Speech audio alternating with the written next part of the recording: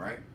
You got this tube here, you know, this that I just showed you, where you can do your drain clean out. If you pull it off and you take a funnel and you put 1 cup of bleach followed by 4 to 6 cups of water, what that'll do is that'll kill any mold or mildew or slime molds that have a tendency to grow down under the slab in that part of the drain that makes the trap, so that gases don't come up into your airstream.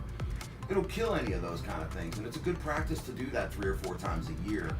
And it'll also slow down drain stoppages. If you maintain your drain, you're less likely to get a clog.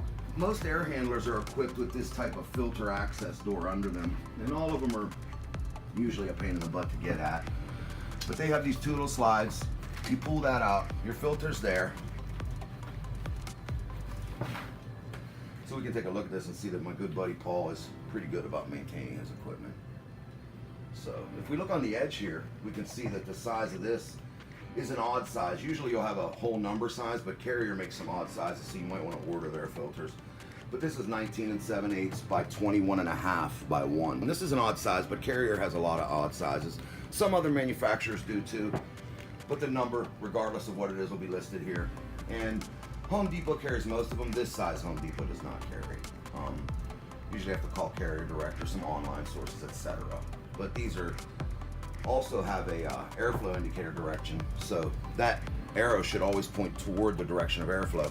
In this case, up, because this is called an upflow. All right. So now we'll put that back in, and don't get too medieval, because you can destroy them putting them back in. Just kind of feel it and wiggle it until you get it just right, and you'll get it. Be patient with those, because you can destroy them, can't you, Paul?